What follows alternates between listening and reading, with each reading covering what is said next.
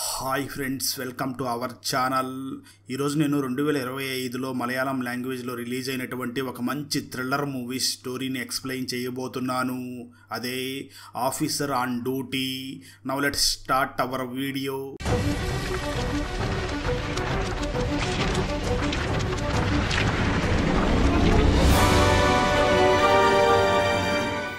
Open చేస్తే movie స్టార్టింగ్లో Joseph అనే ఒక పోలీస్ ఆఫీసర్ ఎందుకో చాలా ఫీల్ అవుతూ వెంటనే ఒక లెటర్ని రాసి ఆ తర్వాత ఆత్మహత్య చేసుకుని చనిపోతాడు. అసలు జోసెఫ్ ఎందుకు చనిపోయాడు అన్న విషయాన్ని అయితే ఇక్కడ క్లియర్గా చూపించరు. మరోపక్క జోసెఫ్ అసిస్టెంట్ బైక్ మీద వెళుతూ ఉండగా తనని ఎవరో కొంతమంది ఫాలో చేస్తూ ఉంటారు. ఈ విషయాన్ని మిర్రర్లో చూసి గమనించిన అసిస్టెంట్ అక్కడి నుంచి వేగంగా వెళ్ళిపోతూ ఉంటాడు.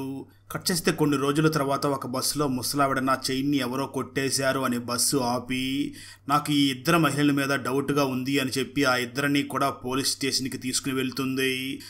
అక్కడ ఉన్న సబ్ ఇన్స్పెక్టర్ ఆ ఇద్దరు మహిళల్ని చూసి వెంటనే నిజం చెప్పండి, లేదంటే ఇప్పుడు ఇన్స్పెక్టర్ దయా గారు వస్తారు, ఆయన నాలాగా సాఫ్ట్గా అడగరు అని అంటూ ఉంటాడు.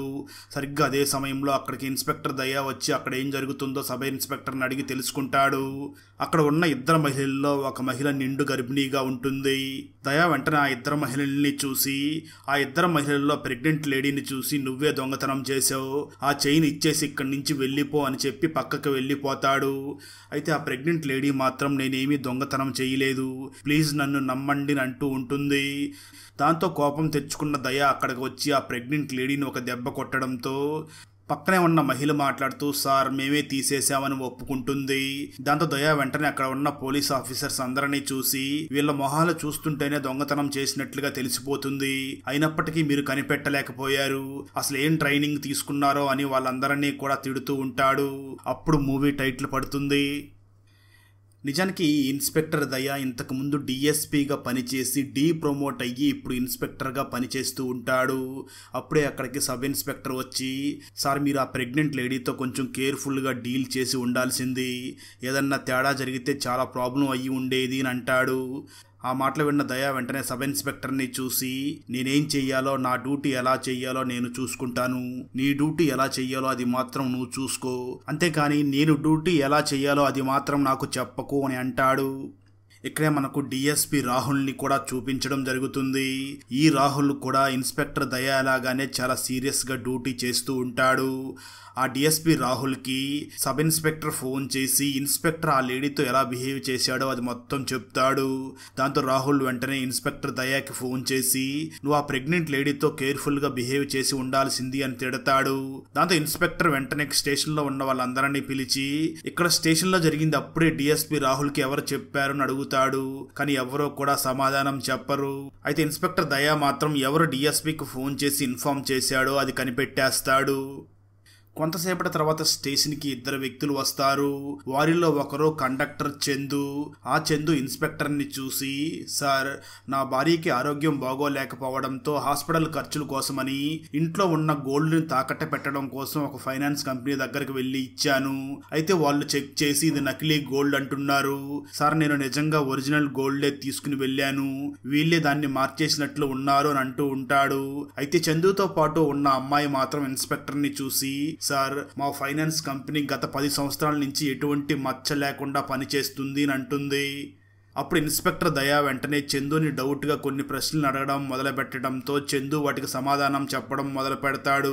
సార్ ఆ చైన్ని నేను నా కూతురు కోసం కొన్నాను, కానీ ఇప్పుడు నా భార్యకి ఆరోగ్యం బాగోలేకపోవడంతో దాన్ని తాకట్టు పెట్టడం కోసం వెళ్ళాను అని చెప్తాడు. ఆ మాటలు విన్న ఇన్స్పెక్టర్ సరే నేను ఒకసారి మీ ఇంటికి వెళ్ళి చెక్ చేసి వస్తాను అని చెప్పి ఎక్కడైతే హాస్పిటల్లో చందు వైఫ్ ట్రీట్మెంట్ చేసుకుంటుందో అక్కడికి వెళ్ళి చూడగా అక్కడ నిజంగానే చందు వైఫ్ హాస్పిటల్లో అడ్మిట్ అయి ఉంటుంది. అక్కడే చందు కూతురు కూడా ఉండడంతో ఇన్స్పెక్టర్ దయా వెంటనే చందు కూతురుని చూసి ఆ చైన్ని చందు కూతురే కదా ఎక్కువగా వాడేది, తనకే నిజం తెలిసి ఉంటుంది అని తనని ఎంక్వైరీ చేయడం మొదలు పెడతాడు. దాంతో అప్పుడు చందు కూతురు ఏడుస్తూ నిజాలన్నీ కూడా ఇన్స్పెక్టర్ దయాకి చెప్తుంది. కానీ ఏం చెప్పింది అనేది మాత్రం ఇక్కడ చూపించరు. అప్పుడు ఇన్స్పెక్టర్ దయాకి ఆ చందు కూతురే ఆ చైన్ని మార్చేసి డూప్లికేట్ చైన్ని అక్కడ పెట్టింది అని తెలుస్తుంది. ఆ తర్వాత ఇన్స్పెక్టర్ దయా తన దగ్గర ఉన్న డూప్లికేట్ చైన్ని ఫోటో తీయించి వెంటనే తన అసిస్టెంట్స్కి ఇచ్చి దీని ఒరిజినల్ చైన్ని ఏ షాప్లో తాకట్టు పెట్టారో కనుక్కోండి అంటాడు. ఎంక్వైరీ చేసిన అసిస్టెంట్స్ ఇన్స్పెక్టర్ దయా దగ్గరికి వచ్చి, సార్ ఒక షాప్లో ఈ చైన్తో పాటు మరో 2 చైన్స్ని కూడా తాకట్టు పెట్టారంట అని చెప్తారు. ఆ మాటలు విన్న దయా, అయితే ఒక పని చెయ్యండి, ఆ చైన్ మోడల్స్ని బట్టి ఆ చైన్స్ని ఏ షాప్లో కొన్నారో అది కూడా తెలుసుకోండి అని చెప్తాడు. దాంతో విచారించిన తన అసిస్టెంట్స్ వెంటనే మళ్ళీ ఇన్స్పెక్టర్ దయా దగ్గరికి వచ్చి, సార్ ఆ 2 చైన్స్లో ఒక చైన్ని గిరి జ్యువెలర్స్ అనే ఒక షాప్లో కొన్నారు. అది బెంగళూరుకు చెందిన జోసెఫ్ అనే ఒక పోలీస్ ఆఫీసర్ తీసుకున్నాడు. రీసెంట్ గానే ఆ జోసెఫ్ ఆత్మహత్య చేసుకుని చనిపోయాడు. ఈ 2వ చైన్ని మాత్రం ఎక్కడ తీసుకున్నారో ఇంకా కనిపెట్టలేకపోయాం. తెలిసిన తర్వాత మీకు ఇన్ఫార్మ్ చేస్తాము అని చెప్తారు. ఆ వెంటనే దయా జోసెఫ్ వాళ్ళ ఇంటి దగ్గరకు వెళ్ళి జోసెఫ్ భార్యని కలిసి తనకి ఆ చైన్ని చూపించి, ఈ చైన్ని మీ భర్తే కొన్నారంట కదా, ఈ చైన్ మీదేనా అని అడుగుతాడు. దాంతో జోసెఫ్ వైఫ్ మాట్లాడుతూ, అవును సార్, ఈ చైన్ని మా కూతురికి గిఫ్ట్ కోసం మా హస్బెండ్ కొన్నారు. అయితే ఒకరోజు మా కూతురు దగ్గర నుంచి ఈ చైన్ని ఎవరో దొంగతనం చేశారు అని వెంటనే తన కూతురుని పిలిచి ఆ రోజు ఏం జరిగిందో చెప్పు అని అంటుంది. జోసెఫ్ కూతురు దయాను చూసి, సార్ ఒకరోజు నేను ఈ చైన్ వేసుకుని వెళుతూ ఉండగా నా దగ్గర నుంచి ఈ చైన్ కొట్టేసి, దాంతో నేను నానా కలిసి చైన్ పోయిందని కంప్లైంట్ కూడా ఇచ్చాము అని చెప్తుంది. అయితే ఆ మాటలు విన్న దయా మాత్రం ఈ అమ్మాయి అబద్ధాలు చెప్తుంది అని గ్రహిస్తాడు, కానీ ఏమీ అనకుండా అక్కడి నుంచి వెళ్ళిపోతాడు. మరోపక్క ఇన్స్పెక్టర్ దయా అసిస్టెంట్స్ వెళ్లి ఆ 2వ చైన్ ఎవరిది అని ఎంక్వైరీ చేస్తూ ఉంటారు. అప్పుడే వాళ్ళకి ఒక విషయం తెలుస్తుంది. దాంతో అసిస్టెంట్స్ ఇద్దరు కూడా ఈ విషయాన్ని మనం ఆ ఇన్స్పెక్టర్ దయాకి చెప్పకపోవడమే మంచిది అని వెంటనే డిఎస్పీ రాహుల్ కి ఫోన్ చేసి ఆ డీటెయిల్స్ మొత్తం చెప్తారు. ఆ మాటలు విన్న డిఎస్పీ రాహుల్ కూడా వాళ్ళతో ఈ విషయం దయాకి చెప్పకండి అంటాడు. మరోపక్క ఇన్స్పెక్టర్ దయా దగ్గరికి నాది నకిలీ చైన్ కాదు అంటే కంప్లైంట్ ఇచ్చినటువంటి ఆ చందు వచ్చి ఉంటాడు.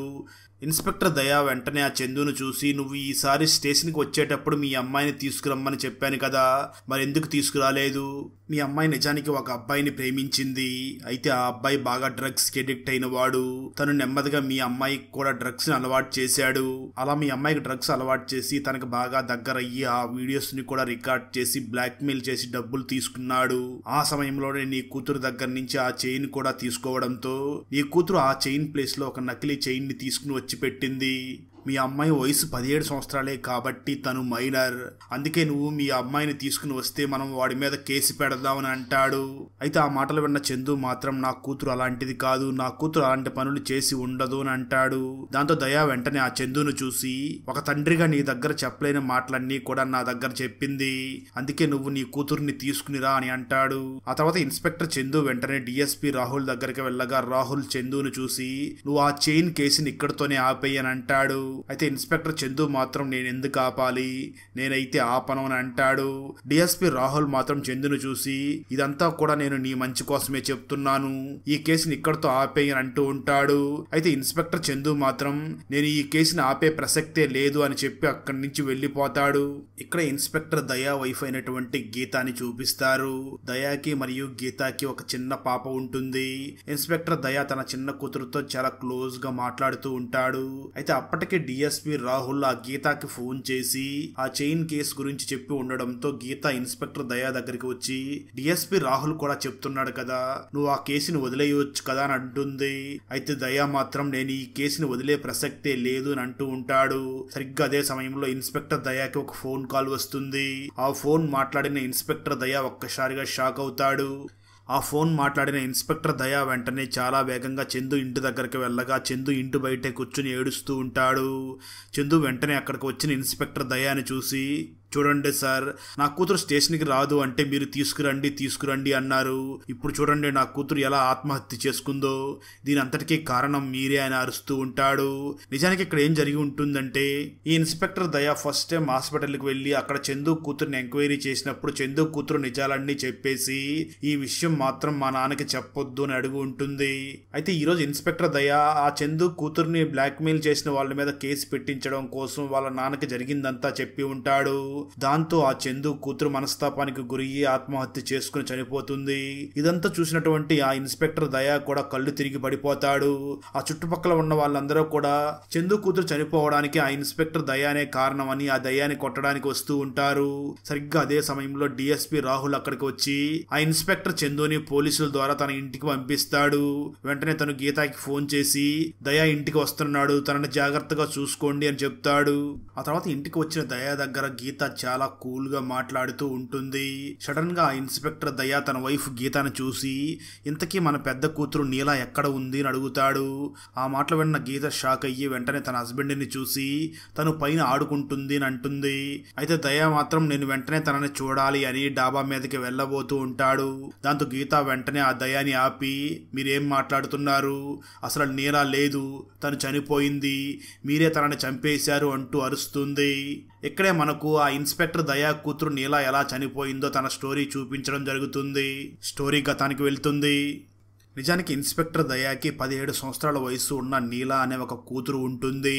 ఆ నీలా దగ్గర ఇన్స్పెక్టర్ దయా చాలా క్లోజ్ గా మాట్లాడుతూ ఉంటాడు. సరిగ్గా అదే సమయంలో శ్యామ్ అనే ఒక అతను పోలీస్ ఆఫీసర్ థామస్ కూతురుతో తప్పుగా ప్రవర్తించి ఆమె వీడియోస్ ని తీసి ఆమెని బ్లాక్ మెయిల్ చేస్తూ ఉంటాడు. అవన్నీ తట్టుకోలేక ఆ అమ్మాయి ఆత్మహత్య చేసుకుని చనిపోయి ఉంటుంది. దాంతో పోలీసులు ఆ శ్యామ్ కోసం వెతుకుతూ ఉంటారు. ఇన్స్పెక్టర్ దయా వెళ్లి ఆ శ్యామ్ ని అరెస్ట్ చేసి పోలీస్ స్టేషన్ కి తీసుకుని వస్తాడు. నిజానికి ఈ శ్యామ్ ఒక మైనర్ బాలికతో తప్పుగా ప్రవర్తించి ఉండడంతో ఈ శ్యామ్ మీద ఫోక్సో కేసు పెట్టి థామస్ అనే పోలీస్ అరెస్ట్ చేసి ఉంటాడు. దాంతో శ్యామ్ థామస్ మీద పగగట్టి ఆ థామస్ కూతురికి కూడా డ్రగ్స్ అలవాటు చేసి తనతో ఉన్న వీడియోస్ ని కూడా తీసి బ్లాక్ మెయిల్ చేస్తూ ఉంటాడు.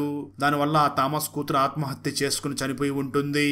అప్పుడే ఈ థామస్ పోలీస్ డిపార్ట్మెంట్ లో ఉన్న వాళ్ళందరికీ కూడా ఈసారి ఎక్కడైనా సరే ఈ శ్యామ్ కనిపిస్తే నాకు ఇన్ఫార్మ్ చెయ్యండి అని చెప్పి ఉంటాడు. అలా ఇన్స్పెక్టర్ దయా ఆ శ్యామ్ ని అరెస్ట్ చేసి పోలీస్ స్టేషన్ కి తీసుకుని వచ్చి ఉన్న సమయంలో డిఎస్పీ రాహుల్ అక్కడికి వచ్చి దయా నువ్వు ఇక్కడి నుంచి ఇంటికి వెళ్ళు, మిగతావి నేను చూసుకుంటాను అని ఇన్స్పెక్టర్ దయాని అక్కడి నుంచి బయటికి పంపించేస్తాడు. దయా స్టేషన్ నుంచి బయటికి వచ్చి ఎవరికో ఫోన్ చేస్తూ ఉంటాడు.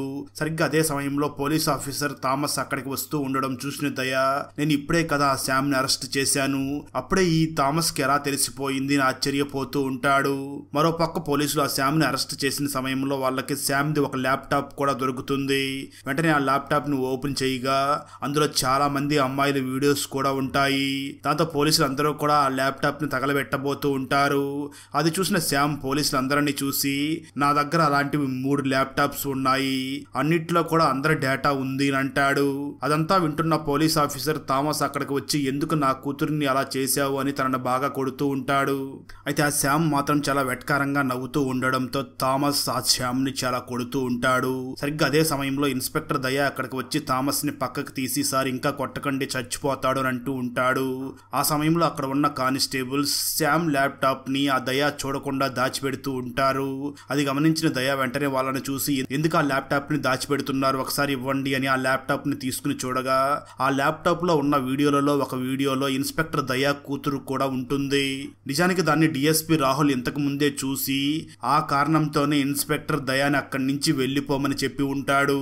అలా ఇన్స్పెక్టర్ దయా శ్యామ్ ల్యాప్టాప్ లో ఉన్న వీడియోని చూసి ఈ శ్యామ్ నా కూతురు నీలాని కూడా బ్లాక్మెయిల్ చేస్తున్నాడు అని అర్థం చేసుకుని వెంటనే ఇన్స్పెక్టర్ దయా ఆ పోలీస్ ఆఫీసర్ థామస్ ని పక్కకు తీసి దయా వెళ్లి ఆ శ్యామ్ ని కొట్టి చంపేస్తాడు. కట్ చేస్తే మరో పక్క ఇన్స్పెక్టర్ దయా వైఫ్ అయినటువంటి గీత తన కూతురు నీలా దగ్గరికి వెళ్లి మంచిగా మాట్లాడుతూ ఉంటుంది. నిజానికి ఆల్రెడీ డిఎస్పీ రాహుల్ ఆ గీతాకి ఫోన్ చేసి నీ కూతురు నీలాతో కొంచెం మంచిగా మాట్లాడి నిజం తెలుసుకో అని చెప్పి ఉంటాడు. అలా గీత చాలా మంచిగా నీలాతో మాట్లాడుతూ ఉండగా నీలా తన అమ్మను చూసి అమ్మ తను నాకు చాలా మంచి మాటలు చెప్పి ప్రేమను మోసం చేసి నాకు డ్రగ్స్ కూడా అలవాటు చేశాడు, ఆ తర్వాత మేమిద్దరం కలిసి ఉన్నట్లుగా వీడియో కూడా రికార్డ్ చేసి బ్లాక్మెయిల్ చేస్తున్నాడు, తప్పైపోయింది క్షమించండి అని అంటూ ఉంటుంది.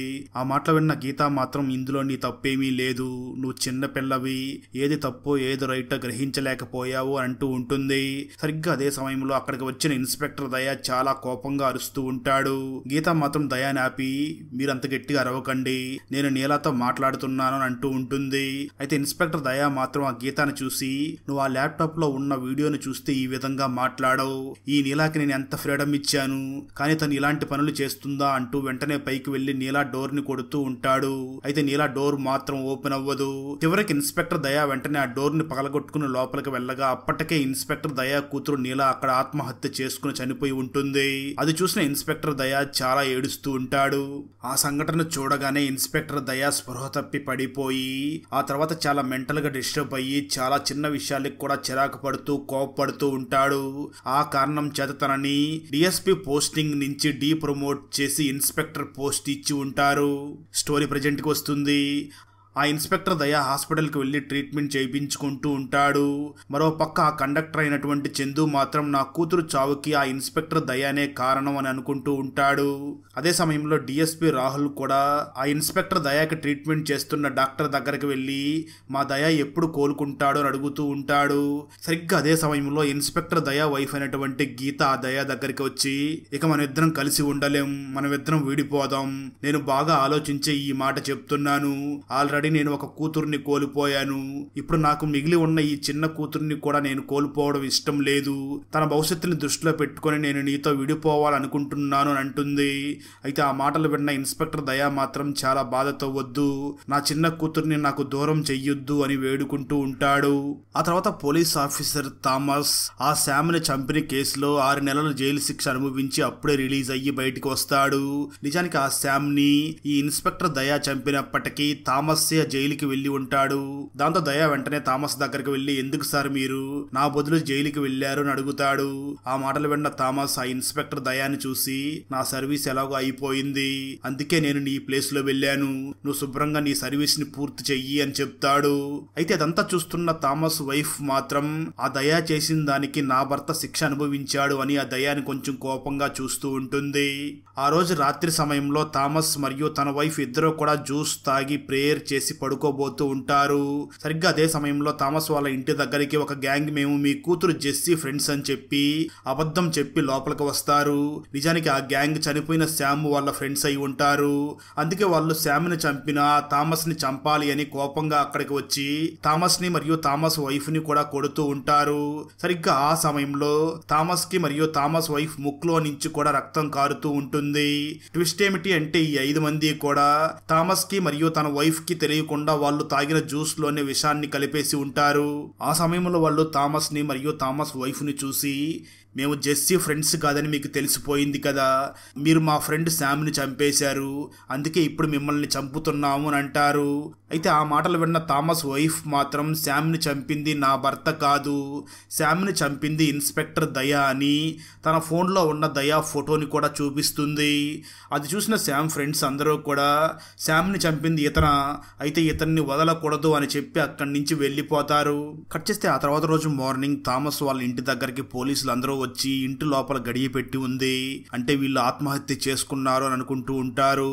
అయితే అక్కడికి వచ్చిన ఇన్స్పెక్టర్ దయా మాత్రం డిఎస్పీ రాహుల్ ని చూసి, ఖచ్చితంగా ఇది ఆత్మహత్య కాదు, హత్య, లోపల గడియ పెట్టి ఉంది అంటే ఖచ్చితంగా అంతకుడు పైనుంచి పెంకులు తీసి లోపలికి వెళ్ళి ఉంటాడు, నీకంత డౌట్ గా ఉంటే లోపలికి వెళ్ళి ఒకసారి చెక్ చెయ్యి అని అంటాడు. దాంతో డిఎస్పీ రాహుల్ వెంటనే లోపలికి వెళ్ళి చూడగా ఇన్స్పెక్టర్ దయా చెప్పినట్లుగానే పక్కన ఉన్న చెట్టు మీద నుంచి ఈ ఇంటి మీదకి వచ్చి పెంకులు తీసి లోపలికి వచ్చి వెళ్ళినట్లుగా అర్థమవుతుంది. ఆ తర్వాత ఇన్స్పెక్టర్ దయా ఆ చైన్ల కేసుని చాలా సీరియస్ గా తీసుకుంటాడు. ఎందుకంటే తన కూతురు చావు కూడా ఈ అంతకుడే కారణం అని వాడెవడో కనిపెట్టాలి అని డిసైడ్ అవుతాడు. దాంతో ఆ కేసు గురించి బాగా సీరియస్ గా ఆలోచిస్తున్నటువంటి ఇన్స్పెక్టర్ దయా వీడెవడో కానీ ముందు అమ్మాయిలకి బాగా పరిచయం అయ్యి ఆ తర్వాత వాళ్ళకి డ్రగ్స్ అలవాటు చేసి వాళ్ళకి బాగా క్లోజ్ గా ఉంటూ వీడియో రికార్డ్ చేసి వాళ్ళని బ్లాక్మెయిల్ చేస్తున్నట్లుగా ఉన్నాడు అని అర్థం చేసుకుంటాడు.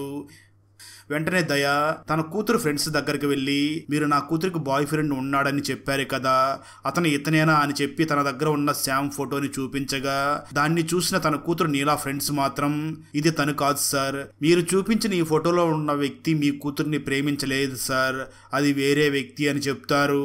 అయితే ఆ మాటలు విన్న ఇన్స్పెక్టర్ దయా మాత్రం, ఈ శామ్ నా కూతుర్ని లవ్ చేయకపోతే తన ల్యాప్టాప్ లోకి నా కూతురు వీడియో ఎందుకు వచ్చింది అని ఆలోచించి, అంటే ఈ శామ్ గ్యాంగ్ లో ఒక 3-4 ఉన్నట్లుగా ఉన్నారు అని ఆ కోణంలో కూడా ఆలోచించడం మొదలు పెడతాడు. ఆ తర్వాత ఇన్స్పెక్టర్ దయా వెంటనే ఆత్మహత్య చేసుకుని చనిపోయిన బెంగళూరులో ఉన్న జోసెఫ్ ఇంటి దగ్గరికి వెళ్లి ఆ పోలీస్ ఆఫీసర్ జోసెఫ్ కూతుర్ని చూసి, నీ చైన్ని ఎవరో దొంగలించలేదని నా ఇన్వెస్టిగేషన్ లో తెలిసింది, నిజం చెప్పు, అసలు ఏం జరిగింది అని అడుగుతాడు.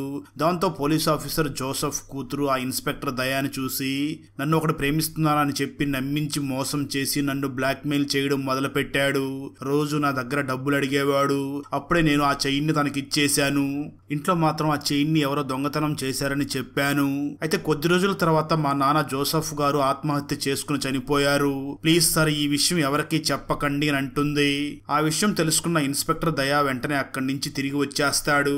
ఆ తర్వాత ఇన్స్పెక్టర్ దయా ఈ కేసులకు సంబంధించిన ఒక చైన్ ని ఒక అమ్మాయి తాకట్లో పెట్టింది అని తెలిసి వెంటనే ఆ అమ్మాయి దగ్గరికి వెళ్లి శామ్ ఫోటోని చూపించి, ఇతనెవరో నీకు తెలుసా అని అడుగుతారు. అయితే ఆ అమ్మాయి మాత్రం, ఇతనెవరో నాకు తెలియదు సార్, అలాగే మీరు అడుగుతున్న ఆ చైన్ నాకు షాప్ లో దొరికింది. నేను ఒక బట్టల షాప్ లో వర్క్ చేస్తూ ఉంటాను. అక్కడ ట్రయల్ రూమ్ దగ్గర క్లీనింగ్ చేసే సమయంలోనే నాకు ఈ చైన్ దొరికింది అని ఆ చైన్ దొరికిన డేట్ ని కూడా చెప్తుంది. దాంతో ఇన్స్పెక్టర్ దయా అండ్ టీం వెంటనే ఆ షాప్ లో ఉన్న సీసీటీవీ ఫుటేజ్ ని చెక్ చేయగా అక్కడ సీలెన్ అనే ఒక అమ్మాయి బట్టలు మార్చుకుని వెళ్ళినట్లు, వెళుతూ ఆ బట్టల షాప్ మేనేజర్ తో కూడా మాట్లాడి వెళ్ళినట్లుగా రికార్డ్ అయి ఉంటుంది. దాంతో దయా వెంటనే మేనేజర్ దగ్గరికి వెళ్లి, ఈ సీలెన్ ఎవరో నీకు తెలుసా అని అడుగుతాడు. ఆ మాటలు విన్న మేనేజర్ ఆ ఫోటోని చూసి, సార్ ఈ అమ్మాయి నాకు తెలుసు, ఈ అమ్మాయిని నేను ఒకసారి బెంగళూరు పబ్ లో కలిసి తనతో పాటు డాన్స్ చేశాను. ఆ తర్వాత తను అక్కడి నుంచి వెళ్లిపోయింది, అంతకు మించి నాకేమీ తెలియదు అని చెప్తాడు. ఆ తర్వాత ఇన్స్పెక్టర్ దయా అక్కడి నుంచి కారులో తిరిగి వెళుతూ ఉండగా శామ్ వాళ్ళ గ్యాంగ్ లీడర్ అయినటువంటి చార్లెస్ తన కారులో తన గ్యాంగ్ తో ఫాలో అవుతూ ఉంటాడు. అయితే కొంత దూరం వెళ్ళిన తర్వాత చార్లెస్ ఆ దయాని ఫాలో అవ్వడం ఆపేస్తాడు. అది చూసిన శామ్ గర్ల్ ఫ్రెండ్ మెర్లిన్ వెంటనే చార్లెస్ ని చూసి, ఎందుకు ఫాలో అవ్వడం ఆగిపోయావు అంటుంది. ఇప్పుడు ఆ పోలీస్ ఆఫీసర్ కి మన సీలిన్ యొక్క అడ్రస్ తెలిసిపోయింది. ఇప్పుడు మనం సీలిన్ ని కాపాడుకోవాలి, సమయం చూసి ఆ ఇన్స్పెక్టర్ దయాని కూడా చంపాలి అని అంటుంది. ఆ మాటలు విన్న మెర్లిన్ కూడా అందుకు ఓకే చెప్తుంది. ఆ తర్వాత ఇన్స్పెక్టర్ దయా వెంటనే పై అధికారుల దగ్గరికి వెళ్లి పర్మిషన్ తీసుకుని తన టీంతో పాటు బెంగళూరుకి బయలుదేరతాడు. ఇక్కడే మనకు ఒక చిన్న ఫ్లాష్ బ్యాక్ ని కూడా చూపించడం జరుగుతుంది. నిజానికి చనిపోయిన శామ్ గ్యాంగ్ లో మొత్తం 5 మంది ఉంటారు. ఆ 5 మంది కూడా ఫుల్ గా డ్రగ్స్ తీసుకుంటూ బాగా ఎంజాయ్ చేస్తూ ఆ డ్రగ్స్ ని ఇతరులకి సప్లై చేస్తూ డబ్బులు సంపాదిస్తూ, అదే విధంగా అమాయకులైన అమ్మాయిల్ని టార్గెట్ చేసి వాళ్ళకి డ్రగ్స్ అలవాటు చేసి వాళ్ళకు బాగా దగ్గర ఈ వీడియోస్ ని రికార్డ్ చేసి ఆ వీడియోస్ ని చూపించి బ్లాక్ మెయిల్ చేసి డబ్బులు తీసుకుంటూ ఉంటారు. స్టోరీ ప్రజెంట్కి వస్తుంది. ఆ తర్వాత ఇన్స్పెక్టర్ దయా వెంటనే ఆ బెంగళూరులో ఆత్మహత్య చేసుకున్నటువంటి ఆ పోలీస్ ఆఫీసర్ జోసెఫ్ ఇంటి దగ్గరికి వెళ్ళి, జోసెఫ్ చనిపోయినప్పుడు అక్కడ ఉన్న ఫొటోస్ ని తీసి ఉండగా వాటిలన్నిటిని కూడా పరిశీలించి, ఈ జోసెఫ్ ఆత్మహత్య చేసుకోలేదు, తన కూతురు వీడియోస్ ని కూడా తనకు చూపించి బ్లాక్మెయిల్ చేసి ఉండవచ్చు అని ఆలోచిస్తూ ఉంటాడు. అదేవిధంగా ఇన్స్పెక్టర్ దయా, వీళ్ళు కావాలనుకుంటే ఎవరినైనా టార్గెట్ చేయవచ్చు, అయితే వీళ్ళు కేవలం పోలీసుల్ని ఎందుకు టార్గెట్ చేస్తున్నారో అని ఆలోచిస్తూ ఉంటాడు. సరిగ్గా అదే సమయంలో ఇన్స్పెక్టర్ దయాకి తన అసిస్టెంట్ ఫోన్ చేసి, సార్ ఇక్కడ ఒక పబ్ లో సీలెన్ ని నేను చూశాను అని అంటుంది. దాంతో దయా తన అసిస్టెంట్ కి, నువ్వు తొందరపడకుండా తనని అబ్జర్వ్ చేస్తూ ఉండు, నేను వస్తున్నాను అని అంటాడు. దాంతో అసిస్టెంట్ వెంటనే వెళ్లి ఆ సీలెన్ ని దూరం నుంచి అబ్జర్వ్ చేస్తూ ఉంటుంది. అయితే సీలెన్ అది గమనించి వెంటనే ఆ దయా అసిస్టెంట్ మీద దాడి చేసి అక్కడి నుంచి తప్పించుకుని వెళ్లిపోతుంది. సీలెన్ అక్కడి నుంచి తన కారులో తప్పించుకుని వెళుతూ తన బాస్ చార్లెస్ కి ఫోన్ చేసి తను ఎక్కడ ఉన్నదో మొత్తం చెప్తుంది. దాంతో చార్లెస్ అండ్ గ్యాంగ్ కూడా సీలెన్ ని కాపాడడం కోసం వాళ్ళ కారులో వస్తూ ఉంటారు. అదే సమయంలో అక్కడికి వచ్చినటువంటి ఆ ఇన్స్పెక్టర్ దయా కూడా తన కారులో ఆ సీలెన్ కార్ నే ఫాలో అవుతూ వెళుతూ ఉంటాడు. కొంత దూరం వెళ్లిన తర్వాత సీలెన్ కారు కనిపించకుండా పోతుంది. దాంతో ఇన్స్పెక్టర్ దయా వెంటనే ఆ సీలెన్ కారు ఎటువైపు వెళ్ళిందా అని చూస్తూ ఉంటాడు. సడన్ గా ఆ సమయంలో సీలెన్ తన కారుతో ఆ ఇన్స్పెక్టర్ దయాని గుద్దడానికి వేగంగా వస్తూ ఉంటుంది. అయితే సరైన సమయంలో ఇన్స్పెక్టర్ దయా పక్కకు తప్పుకోగా సీలెన్ డైరెక్ట్ గా వెళ్లి ఒక లారీని గుద్దుకుని అక్కడికక్కడే చనిపోతుంది. అయితే ఇది చూసిన చార్లెస్ అండ్ గ్యాంగ్ సీలెన్ చనిపోయింది అని చాలా బాధపడుతూ, ఈ రోజు సీలెన్ చనిపోవడానికి ఈ ఇన్స్పెక్టర్ దయానే కారణం, వీడిని అసలు వదిలిపెట్టకూడదు అని డిసైడ్ అవుతారు.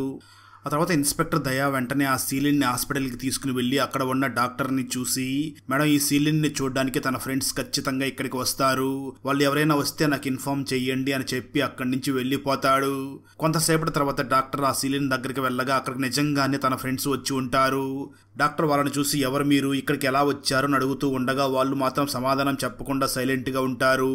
దాంతో డాక్టర్ వెంటనే పక్కకు వెళ్ళి ఆ ఇన్స్పెక్టర్ దయాకి ఫోన్ చేసి తన ఫ్రెండ్స్ వచ్చారు అని చెప్తుంది. దాంతో ఇన్స్పెక్టర్ దయ అక్కడికి వచ్చి వాళ్ళతో ఫైట్ చేస్తూ ఉండగా ఆ గ్యాంగ్ మొత్తం కూడా డాక్టర్ని అడ్డం పెట్టుకుని అక్కడి నుంచి తప్పించుకుని వెళ్ళిపోతారు. అయితే ఆ గ్యాంగ్ డాక్టర్ మీద అటాక్ చేసి ఉండడంతో ఆ డాక్టర్ ట్రీట్మెంట్ చేయించుకుని ఆ తర్వాత ఇన్స్పెక్టర్ దయాని చూసి, సార్ ఆ సీలిన్ దగ్గరికి వచ్చిన ఆ నలుగురిలో ఇద్దరు నాకు బాగా తెలుసు. ఆ ఇద్దరు కూడా చాలాసార్లు ఓవర్ డోస్ డ్రగ్స్ తీసుకుని ట్రీట్మెంట్ కోసం హాస్పిటల్కి వచ్చి వెళ్ళారు అని చెప్తుంది. ఆ తర్వాత ఇన్స్పెక్టర్ దయా వెంటనే ఆత్మహత్య చేసుకుని చనిపోయినటువంటి పోలీస్ ఆఫీసర్ జోసెఫ్ అసిస్టెంట్ దగ్గరికి వెళ్ళి జోసెఫ్ చివరిసారిగా హ్యాండిల్ చేసిన కేసు ఏమిటి అని, అలాగే తనకి ఆ చార్లెస్ గ్యాంగ్లోని వాళ్ళ ఫొటోస్ని చూపించి వీళ్ళెవరో నీకు తెలుసా అని అడుగుతాడు. ఆ మాటలు విన్న జోసెఫ్ అసిస్టెంట్ వెంటనే దయాని చూసి, సార్ ఒకరోజు మేము బస్సులో ఒక ముగ్గురిని అరెస్ట్ చేసి స్టేషన్కి వచ్చేటప్పుడు ఏం జరిగిందో తెలుసా అని ఆ రోజు ఏం జరిగిందో చెప్పడం మొదలు పెడతాడు. స్టోరీ గతానికి వెళ్తుంది. ఒకరోజు జోసెఫ్ అండ్ టీం ఒక హోటల్లో భోజనం చేస్తూ ఉండగా వాళ్ళకి ఒక ఫోన్ కాల్ వస్తుంది. వాళ్ళకి ఒక కండక్టర్ ఫోన్ చేసి బస్సులో ముగ్గురు కుర్రవాళ్ళు డ్రగ్స్ తీసుకుంటున్నారు అని ఫోన్ చేసి ఉంటాడు కండక్టర్. దాంతో జోసెఫ్ అండ్ టీం వెంటనే ఆ బస్సు దగ్గరికి వెళ్ళి ఆ ముగ్గురు కుర్రవాళ్ళ బ్యాగ్ లో ఉన్న డ్రగ్స్ ని పరిశీలించి వాళ్ళని వెంటనే అరెస్ట్ చేసి స్టేషన్ కి తీసుకుని వస్తూ ఉంటాడు.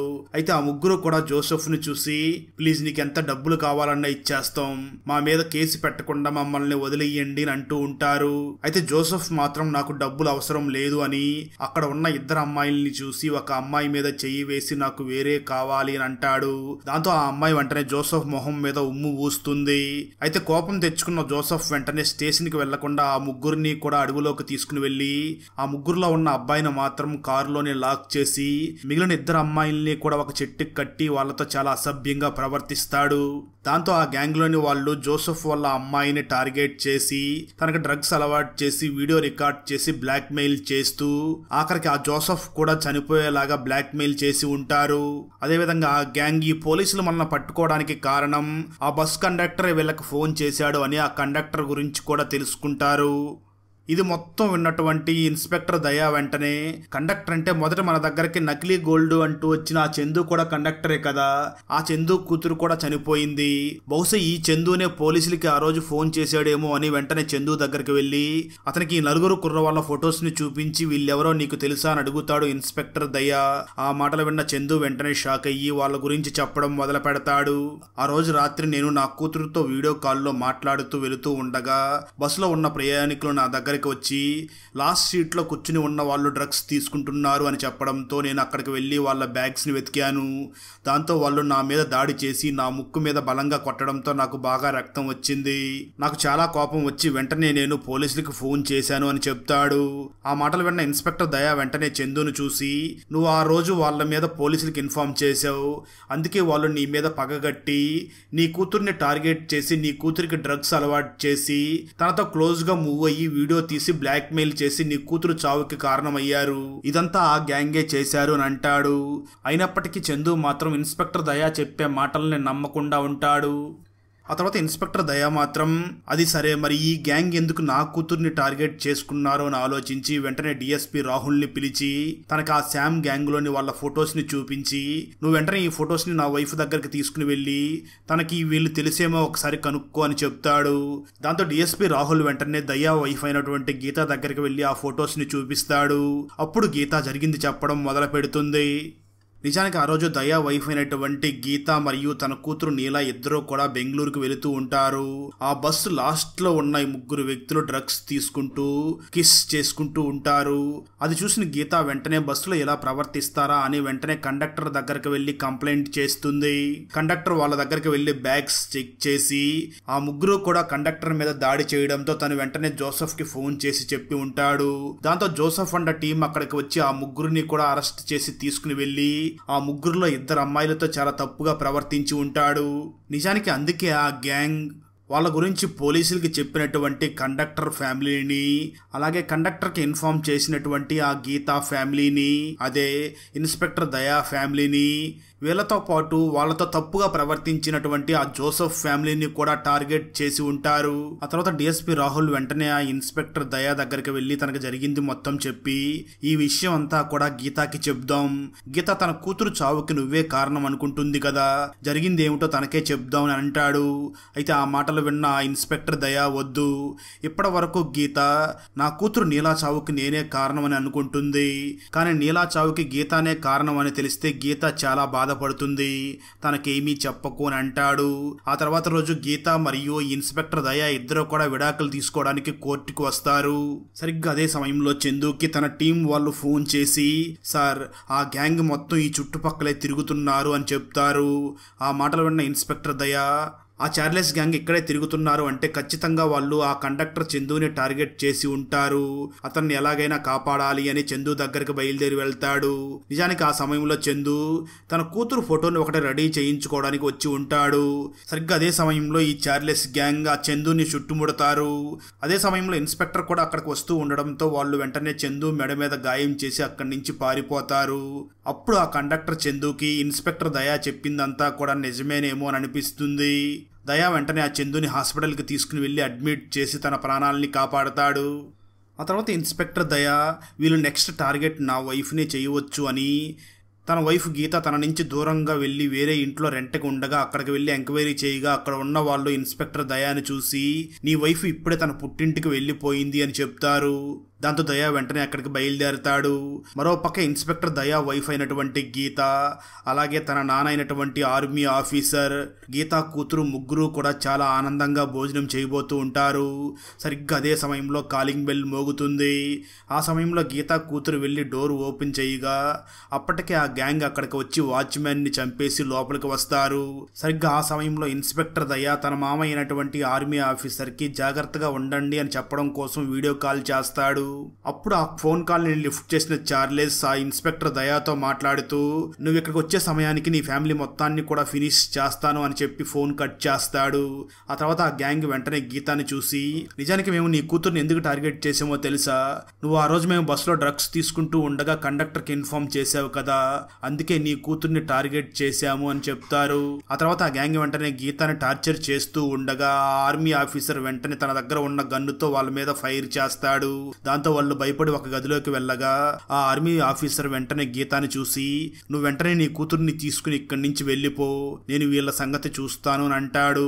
దాంతో గీత తన ఫాదర్ చెప్పినట్లుగానే తన కూతుర్ని తీసుకుని కారులో అక్కడి నుంచి వెళ్ళిపోతుంది. గీతా ఫాదర్ అయినటువంటి ఆ రిటైర్డ్ ఆర్మీ ఆఫీసర్ ఆ చార్లెస్ గ్యాంగ్ మీద షూటింగ్ చేస్తూ ఉంటాడు. కొంతసేపటికి ఆ గన్ లో బుల్లెట్స్ అయిపోవడంతో చార్లెస్ అక్కడికి వెళ్లి గీతా ఫాదర్ ని చంపేసి ఆ తర్వాత వెంటనే గీతా కారుని కూడా చేజింగ్ చేసుకుంటూ వెళ్లి గీతా కారుని గుద్దడంతో గీతా కారు కూడా రోడ్డు పక్కన పడిపోతుంది.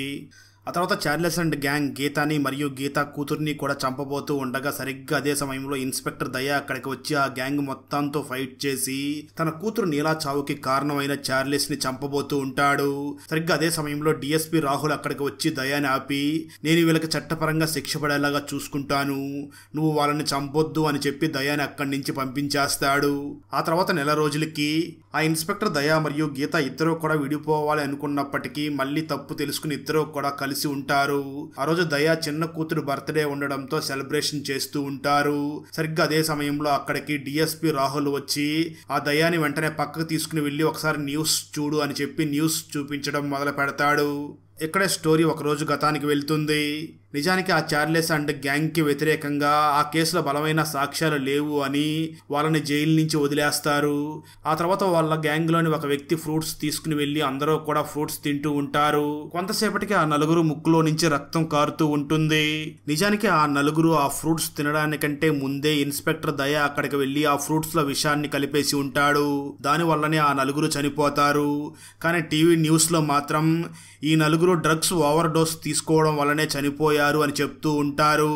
ఆ న్యూస్ ని చూసిన తర్వాత కూడా దయా ఏమీ రియాక్ట్ అవ్వకుండా వెంటనే రాహుల్ ని చూసి పద కేక్ కట్ చేసే సమయం అయింది అని చెప్పి కేక్ కట్ చేయడానికి వెళ్తాడు. ఇదంతా చూస్తున్న డిఎస్పీ రాహుల్ ఖచ్చితంగా ఈ దయానే ఏదో వాళ్ళని చేసి ఉంటాడు అని అనుకుంటూ ఉంటాడు. నిజానికి ఆ ఇన్స్పెక్టర్ దయా ఎలాగైతే పోలీస్ ఆఫీసర్ థామస్ ని చంపారో అదే విధంగా ఆ నలుగురికి కూడా విషాన్ని ఇచ్చి చంపి ఉంటాడు. అక్కడతో ఈ మూవీ అయిపోతుంది. సిటీలో అమ్మాయిల్ని కిడ్నాప్ చేసి హత్య చేస్తున్న ఆ సైకో కిల్లర్ ఎవరు? సైకో కిల్లర్కి ఇంగ్లీష్ ప్రొఫెసర్కి మధ్య గల సంబంధం ఏమిటి? సైకో కిల్లర్ దొరికిపోయిన 12 సంవత్సరాల తర్వాత మళ్ళీ సేమ్ అదే విధంగా హత్యలు చేస్తున్నది ఎవరు? ఎందుకు ఆ విధంగా హత్యలు చేస్తున్నాడు? అసలు చివరికి పోలీసులు ఆ సైకో కిల్లర్ని పట్టుకున్నారా లేదా అన్నదే 2024లో బెంగాలీ లాంగ్వేజ్లో రిలీజ్ అయినటువంటి Chaalchitro the frame fatal movie story. ఈ బెంగాలీ ఫుల్ మూవీ స్టోరీని తెలుగులో వినాలి అనుకుంటే ఈ వీడియో డిస్క్రిప్షన్లో ఉన్న లింక్ని క్లిక్ చేసి చూడండి. ఫ్రెండ్స్, వీడియో నచ్చినట్లయితే లైక్ చేసి ఒక చిన్న కామెంట్ చేస్తే మాకు నెక్స్ట్ వీడియో చేయడానికి ఎంకరేజింగ్గా ఉంటుంది. అలాగే ఛానల్ని సబ్స్క్రైబ్ చేసి పక్కనే ఉన్న బెల్ ఐకాన్ని క్లిక్ చేసి సపోర్ట్ చేయండి. Thanks for watching. జై హింద్.